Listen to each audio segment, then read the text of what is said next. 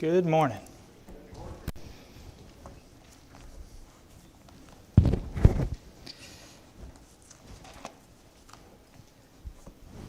The new books are here. If you are one of those people that likes to get way ahead, I went ahead and put them back on the table a little earlier than usual, but they came, so I figured, why not? But we're on lesson 11 still of our study of He Was Here, following Jesus through different places.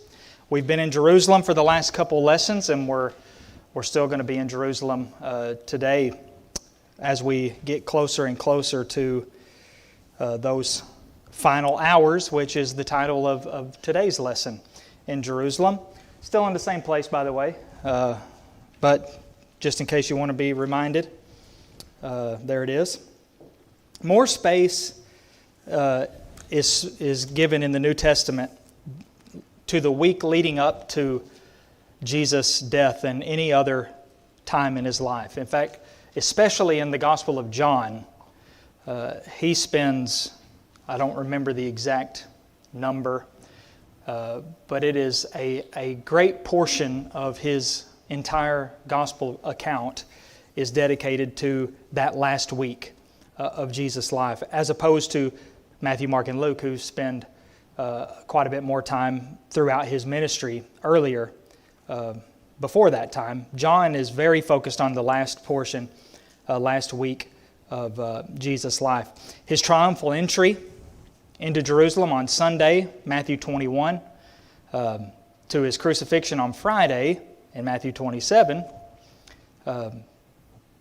Jesus' gospel writers, if you will. I don't really like to call them biographers because there's a difference between gospel and biography. It is not the same thing, but okay. His inspired biographers report a pretty detailed account of those closing days. And as we've been looking, he spent a lot of time in Jerusalem in those last times. He seems to have avoided Jerusalem earlier on, if not Judea altogether. But it got to a point in his ministry where it was not conducive to his ministry to spend a whole lot of time there, because the pursuit of him was much hotter there, and there was obstruction and attempts to take him. And so he spent most of his time up in Galilee, or down in Galilee, depending on how you look at it.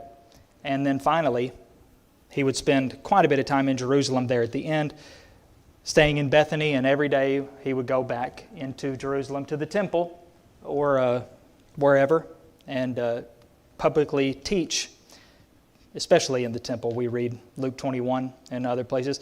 But some of his most powerful and memorable things, lessons and teachings, took place privately, not publicly, not out in the temple when he was teaching, but privately before, leading up to the crucifixion with his apostles, his disciples, his closest disciples. In John's account, we read how Jesus rose from supper. This is chapter 13.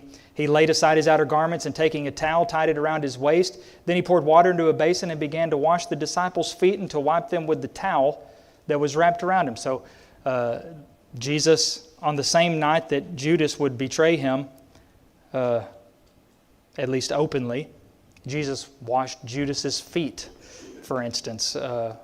Jesus washed all of their feet,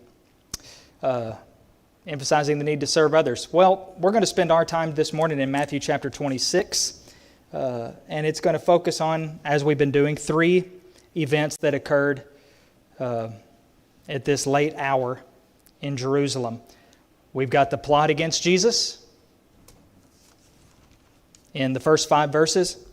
Then we'll see the Passover meal and the preparations for that. And then we'll look at the prayer in Gethsemane as they headed that way. Oops, it's already there. Okay, Matthew chapter 26 begins like this. When Jesus had finished all these sayings, he said to his disciples, "You know that after 2 days the Passover is coming, and the Son of Man will be delivered up to be crucified." This is unofficially, I guess, or maybe officially, the fourth instance of Jesus foretelling his death. Fourth time as recorded in this account. Just a little side note on the Gospel of Matthew. Some have noticed a group of teachings, sort of divisions in Matthew's Gospel record, and you can always find the division in between those groups, because you'll see a phrase like this one: when Jesus had finished all these sayings. This marks here the what might be called discourse number 5, the fifth one, because I don't have where the other ones are right here off the top of my head. But any way to divide books in our studies I find helpful, even if you don't divide it that way every single time you consider the book. It just helps to, in a study of those, to see it in these different ways. The first one, by the way, is Matthew 7:28, when Jesus finished these sayings, and then, which is after the Sermon on the Mount, of course. Then chapter 11, when Jesus had finished instructing his 12 disciples. That's number 2. And then we have number 3 in chapter 13, verse 53, when Jesus had finished these parables. And then number 4 is chapter 19, when Jesus had finished these sayings. And then number 5 here. These 5 groupings, if you will, this marks that final one. But here's what he said. After he finished all those sayings, which was pretty heavy stuff, Matthew 23, or 24 especially, then Matthew 25, the parables of the 10 virgins and the talents, and then that huge discussion on the final judgment when the Son of Man comes in His glory and all the angels with Him. He'll sit on His glorious throne and so on. After He finished those big monumental sayings, He told the disciples again that He was about to be delivered up and to be crucified. In 2 days, He says, after 2 days, the Passover is coming. And then the Son of Man is going to be delivered up. Yeah, Dean, go ahead.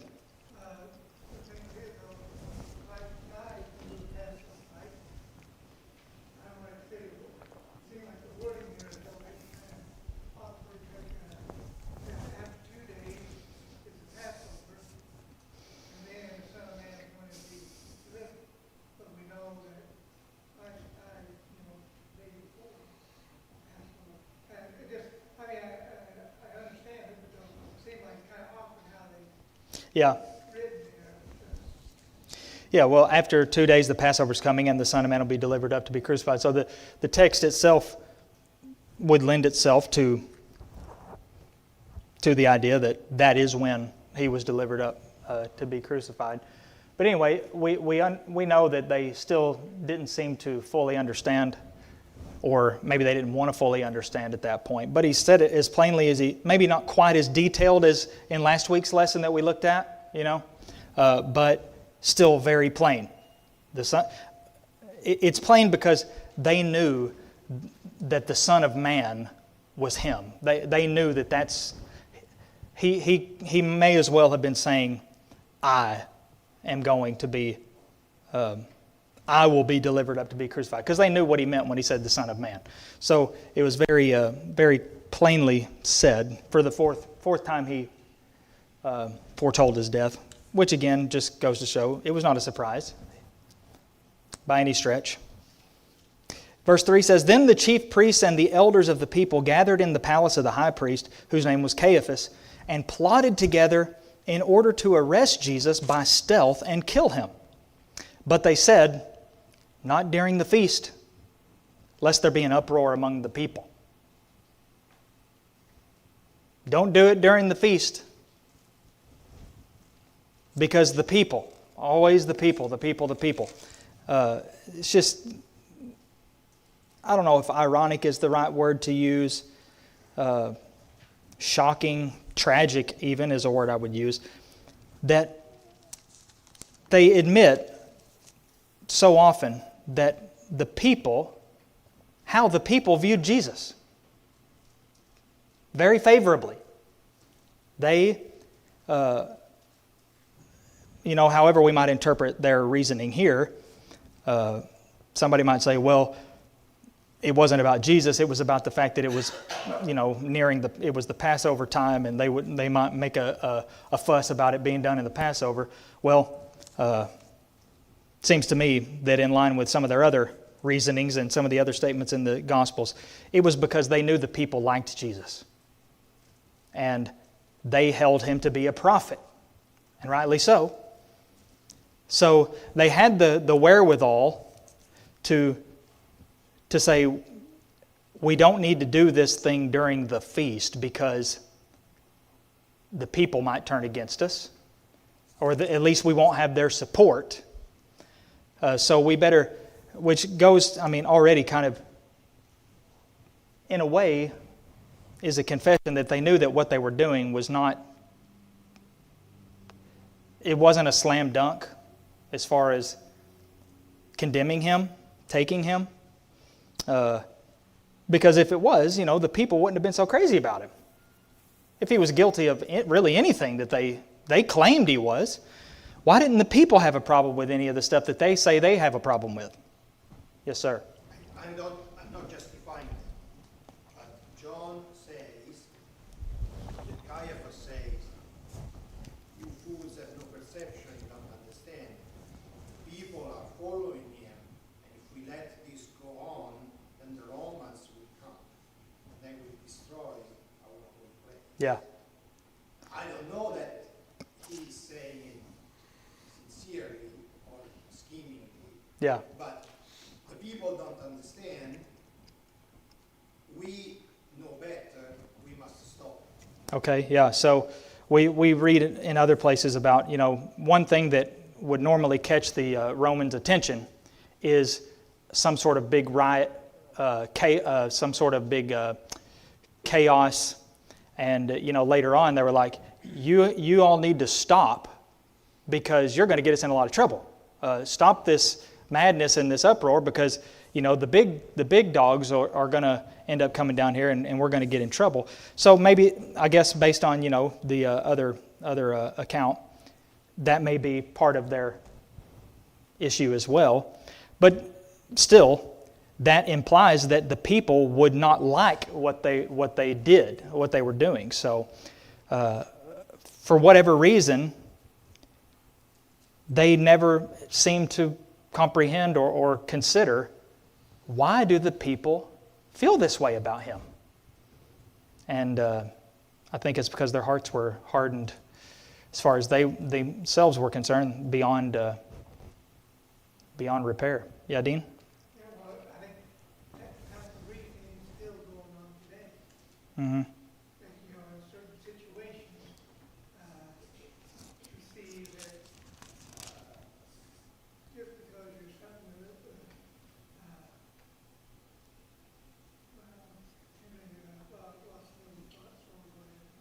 Okay. The verse 4 there, ESV says, they plotted together in order to arrest Jesus by stealth. That word there some of your versions might say something different, like maybe trickery or subtlety, or it could, have the idea of craftiness and deceit. Either way, to me, stealth is a much softer term than deceit and trickery. Not that either one is right or wrong, but they were clearly, it was shady. What they were doing was shady, and I think they knew that. It maybe deep down, at least in terms of, don't want to make the people mad. What about what God might think? Well, that doesn't matter. because God's not going to create an uproar and get us in trouble with the Romans. I say sarcastically. But so that sort of sets this up. Jesus again for the fourth time says, here's what's about to happen. I'm going to be delivered up, and they're going to not just take me, not just imprison me, not just kill me, crucify. Crucify. I'm going to be delivered up and be crucified. Delivered up to be crucified. And then immediately, Matthew says, at that time, the chief priests and the elders were gathered together. They had a secret gathering for the explicit purpose of plotting the very thing that Jesus just said was about to happen. So, fast forward a few verses in the same chapter here, Matthew 26. Down in verse 17 says, Now on the first day of unleavened bread, the disciples came to Jesus, saying, Where will you have us prepared for you to eat the Passover? He said, Go into the city to a certain man and say to him, The teacher says, My time is at hand. I will keep the Passover at your house with my disciples. And the disciples did as Jesus had directed them, and they prepared the Passover. Again, note, my time is at hand. It's here. Now, earlier in his ministry, he said the exact opposite. My time's not yet come. And that was even to begin his ministry. Back in John 2, there were other times where if he didn't say it outright, it was implied, this is not the time. And so he evaded them, escaped from their wishes or demands. Well, now things are different. My time is at hand. My time. The time when the thing that I'm here to do ultimately is going to take place. So they did. Yes, go ahead. Do we understand correctly that this is the morning before that supper? This is the day when he sends them to prepare on the very day? This is the morning. Say it again. Say it. This is the morning, and when he says, go prepare, Mm-hmm. then that evening, that's when the supper is. It would certainly follow, in line here, that... So truly is at hand, as in within 24 hours. It seems, yeah. So they did go, and they prepared. Several different things would have gone into that. Just passed over as far as Matthew's concerned, just says they did it. But I thought it was interesting comment, that they would have had to have gotten the lamb, it seems, and examined it and killed it, or had it killed at least, roasted it, any leaven being removed, water, etc. All the things that were needed for this supper to be observed, they did it. Then, when it was evening,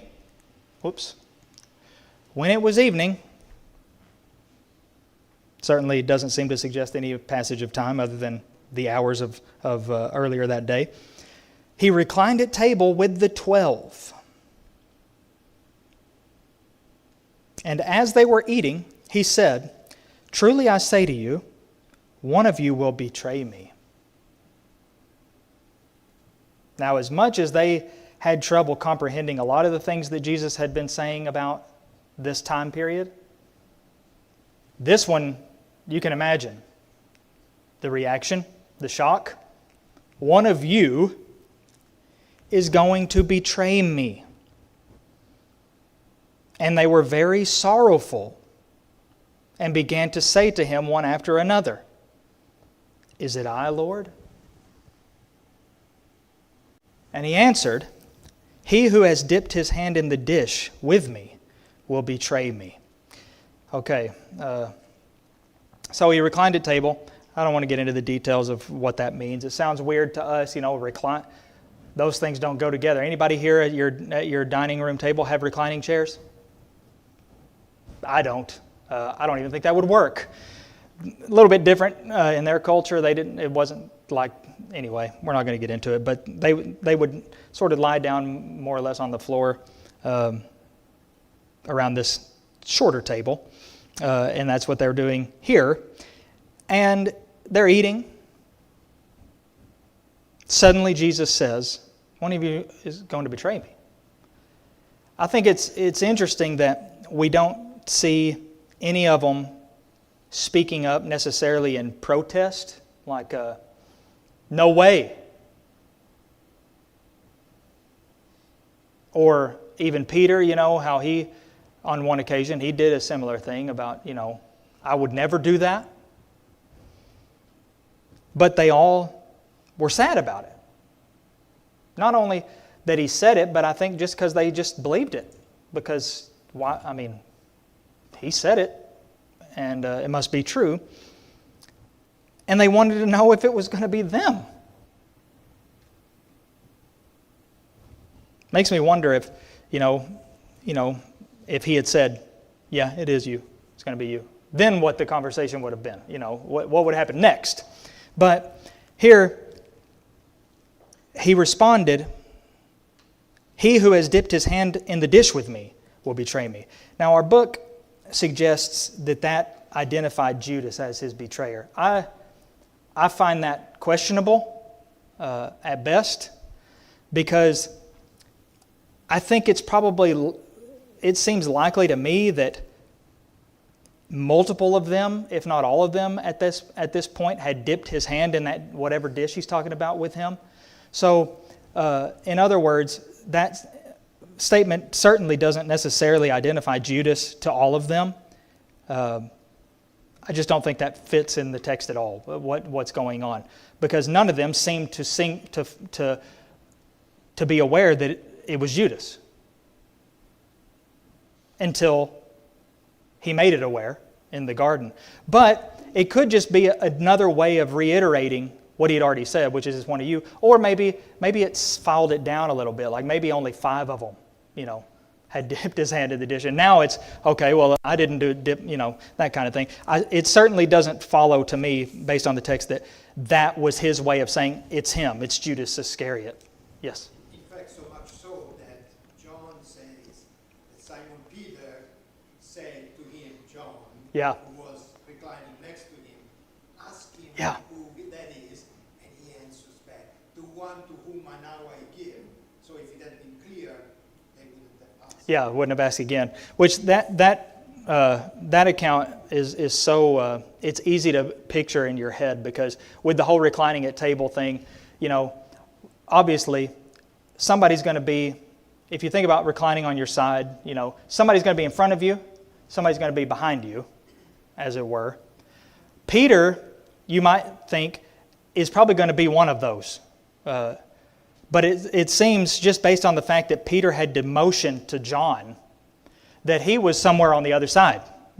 He wasn't right next to Jesus. So he's motioning to John, silently or kind of silently, ask him, because John was in front of Jesus. So he, does this and whispers to Jesus to ask, more directly. But I love that description of Peter is gesturing and trying to get John, ask him, you're the one right there, ask him.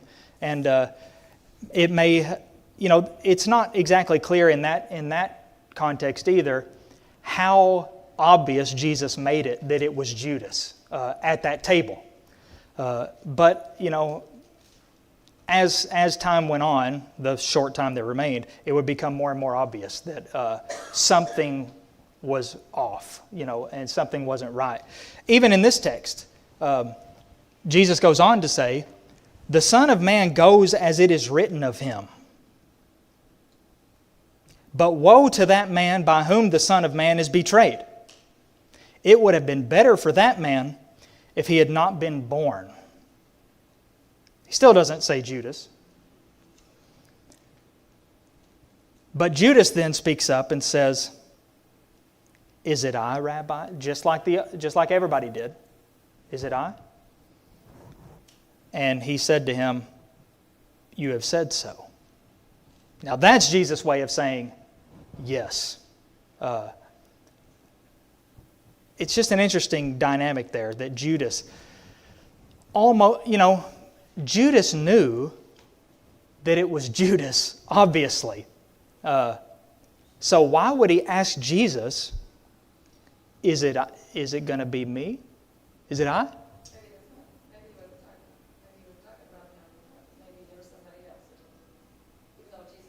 Yeah, maybe one of my other colleagues is going to betray him too. Or maybe he's testing Jesus.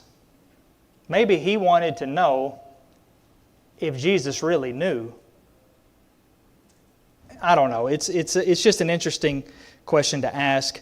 And I also will suggest that this in itself doesn't necessarily reveal to everybody that Judas was the one. Because Judas, who knows? I think as far as positioning goes, the only person we know exactly where he was John, which was right in front of Jesus. We don't know, and Peter was somewhere distant enough to have to motion to John to ask him. For all we know, Judas may have been right behind Jesus. And he could have just whispered it in his ear. And Jesus could have whispered it back. So it's I don't buy that Jesus announced that it was going to be Judas to everybody and that it was clear. But it's really neither here nor there, because it's going to become very clear whenever, I'll say it's going to become very suspicious whenever Judas leaves, and then it's going to be abundantly clear and obvious whenever he shows up at the garden separate from them, but with this group of people here to arrest Jesus. Yes, sir. Sorry, I don't want to hog the whole thing, but in fact, when he leaves, John again says, Jesus tells him, what you have to do it quickly. Yeah.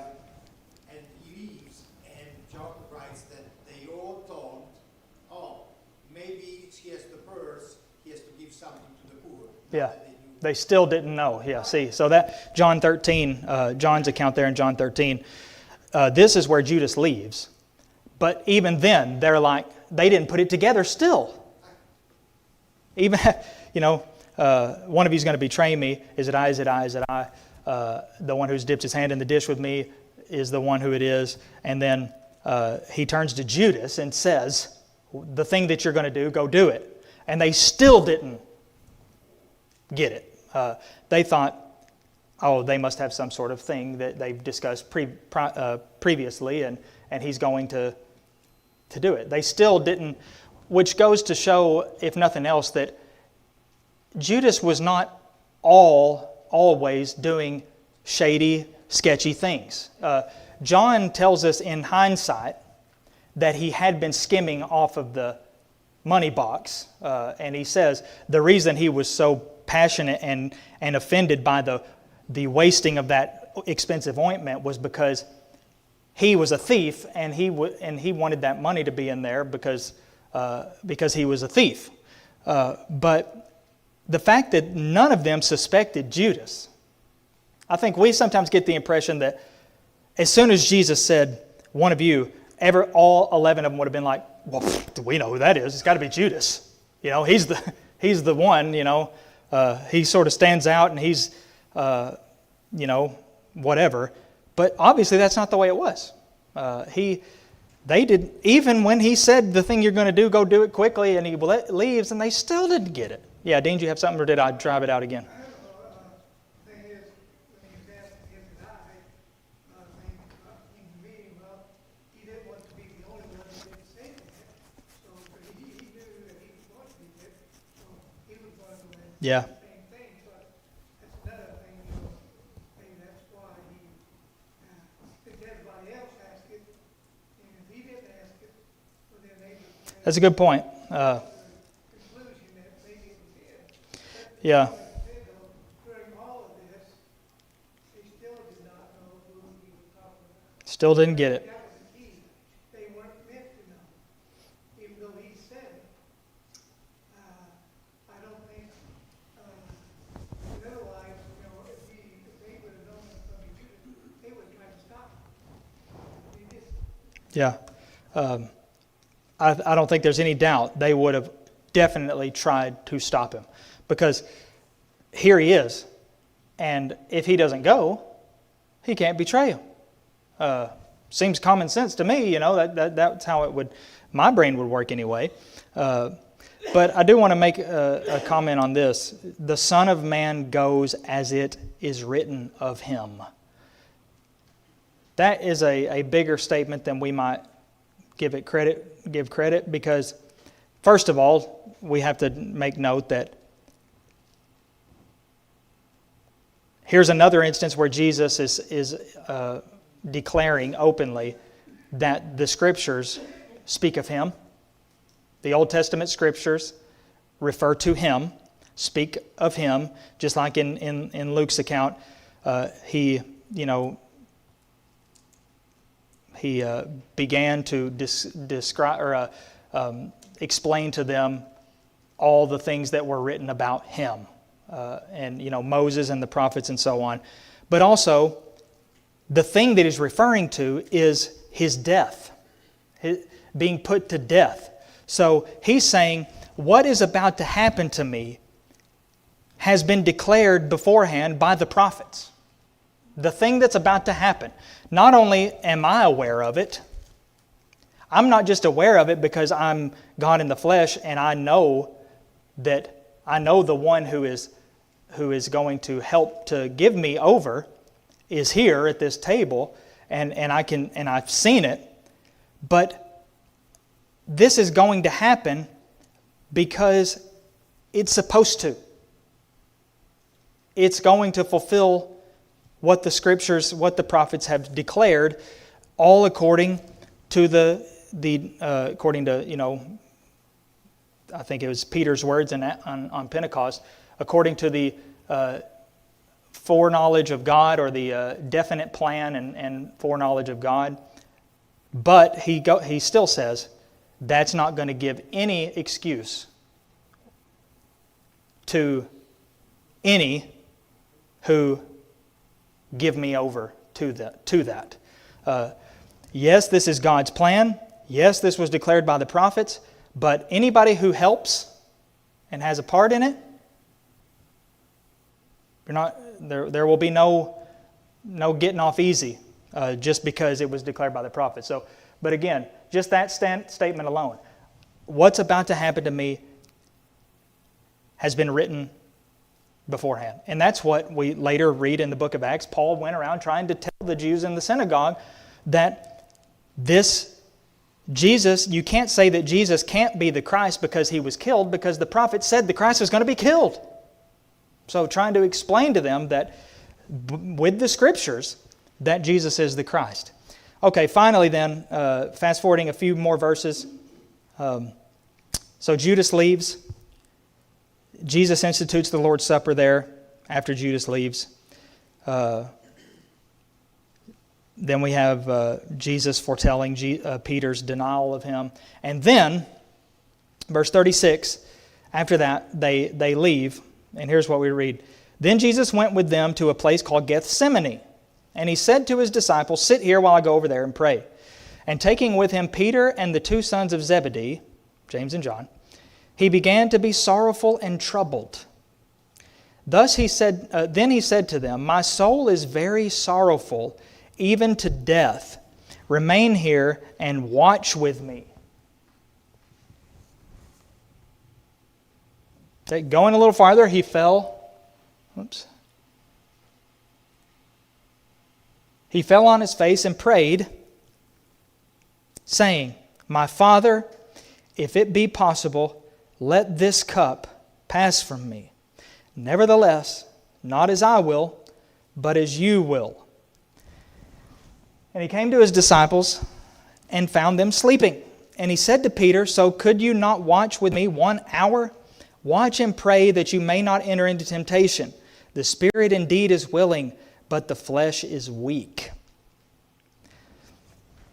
Again, for the second time, he went away and prayed, "My Father, if this cannot pass unless I drink it, your will be done." And again he came and found them sleeping, for their eyes were heavy. So leaving them again, He went away and prayed for the third time, saying the same words again. Then he came to the disciples and said to them, "Sleep and take your rest later on. See, the hour is at hand, and the Son of Man is betrayed into the hands of sinners. Rise, let us be going.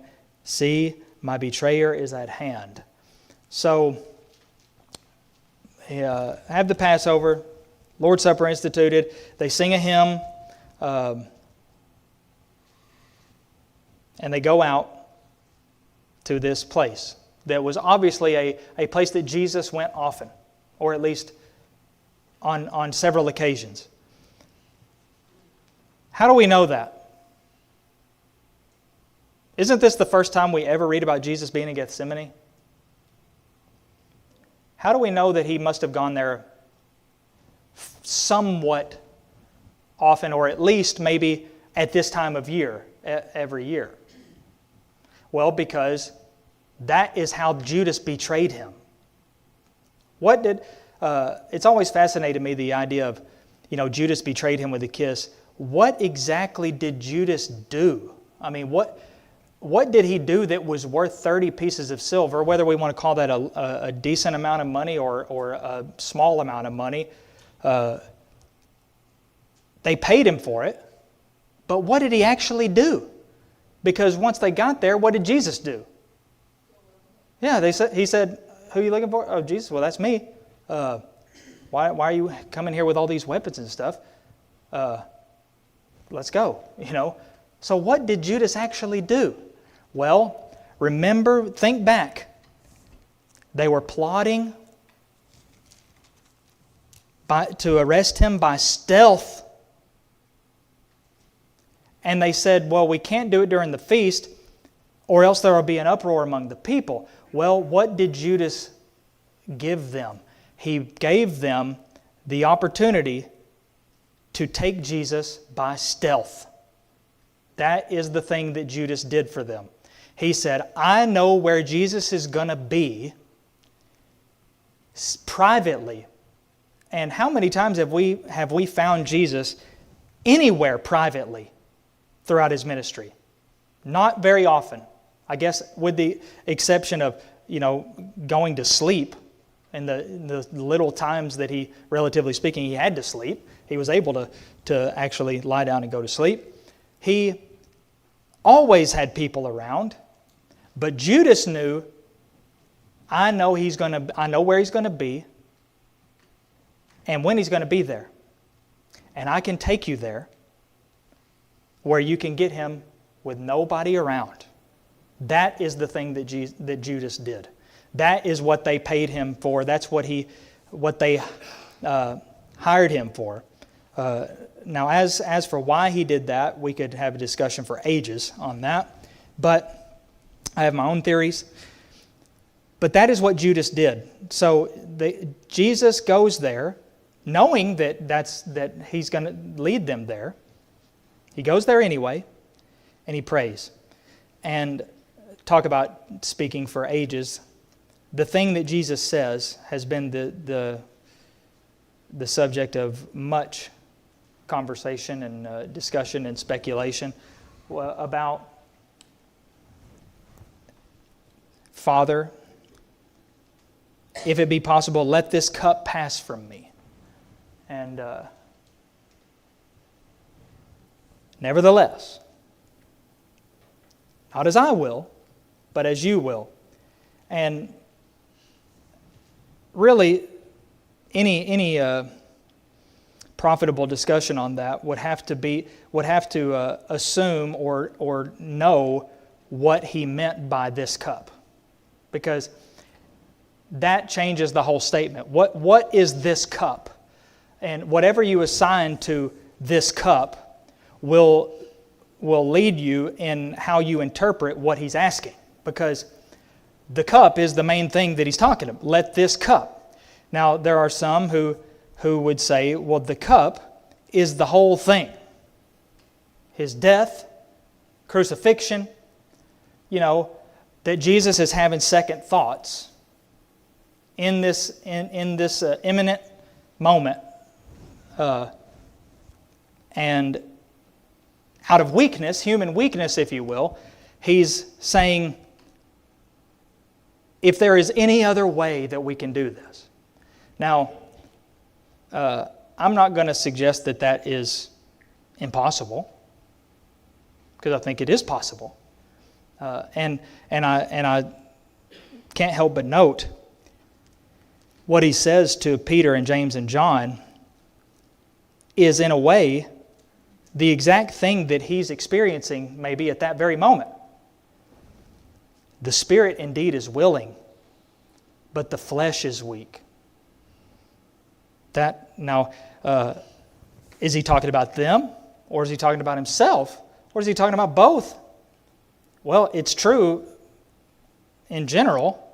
Romans 7:14 and following comes to mind when Paul's talking about, I don't do the things I want to do, I do the things I don't want to do, and there's this war going on inside me, the spirit against the flesh. Well, I think Jesus is speaking partly and maybe from experience and what he's experiencing that very moment.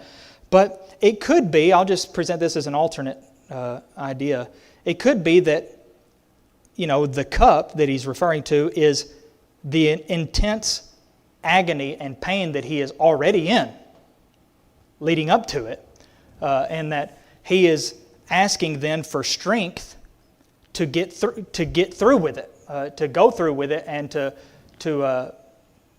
these pre-crucifixion, whatever you want to call it, jitters or whatever, the pain. And we know he was in immense turmoil in this garden at this time, and who can blame him? But it is here that Luke, the doctor of the writers, Dr. Luke, records that his sweat became like great drops of blood, and it was very intense. Maybe that is the cup he's talking about. But here's the thing: I don't think it matters what the cup is, because the point is, his sentiment is, if it's possible, then yes, please, whatever it is.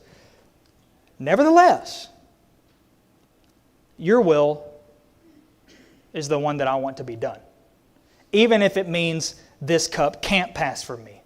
Now, again, it seems odd to me that he would all of a sudden think that there was some other way to do it, whenever he knew all along. He's told them over and over at this point, this is what's going to be done. This is what has to be done. This is what was written by the prophets and spoken of beforehand. To all of a sudden, are we sure there's no other way to do it? But anyway, the beauty of this is, even if it's not possible, I still want that to be done. If it is your will, that's the one I truly want to be done. And that should be our prayer too, in everything. Anything that we pray for and ask for, it should always be laced with the understanding of God's will is best. He knows best, and whatever He wants is the best thing. Even if it's not what I think is the best thing, it is. And that's what Jesus expressed here. Your will be done. And that's exactly how it was going to be. Nevertheless, if the cup was the sorrow and the agony, then in a way, it also changes the answer to the prayer. Because if Jesus was saying, if by this cup, if He meant His crucifixion, then we have to say, well, God didn't grant Him. He didn't grant Him His prayer because He still went to the cross. However, if the cup was the agony and turmoil that He was experiencing then, God did grant that prayer because He was strengthened as a result, and His fortitude, mental, spiritual, whatever you want to call it, was amplified, and He was, all of a sudden, it's like His resolve changed, for lack of a better word, and He's ready to, He's snapped out of it, as it were, and He's ready to go. But He told them, my betrayer, here he is. He's at hand, and we'll see I guess as we move along next week. All right, I'm sure we already touched on all these, but very quickly. Although he was with Jesus during his ministry, Judas didn't have proper appreciation and love for the Lord. I think that's pretty clear, or else he wouldn't have done what he did. Something was not right, even though he spent all that time. Number two, that Jesus revealed his feelings as the crucifixion drew near reminds us of his human nature. No doubt about it. No matter what the cup is, it still reveals his human nature. Although we want God to answer our prayers positively, we must remember he knows best. So sometimes we think, I need this thing, whatever this thing is. This is this new job or this new house or this something. I need this scholarship or to get into this certain school. I need this thing, and my life will crumble without it. It may be the case that getting that thing could be the worst thing that ever happened to you. That's possible. And I bet there are people who could tell you stories of that sort of thing coming true. That, in hindsight, that thing that I thought was the number one thing that I needed in my whole life turned out to be the worst thing that I ever got or that ever happened to me. But just always remember, God knows best. And as we pray and make our requests known, our ultimate goal should be, our understanding should be, whatever is best, that's what I want to be, to happen.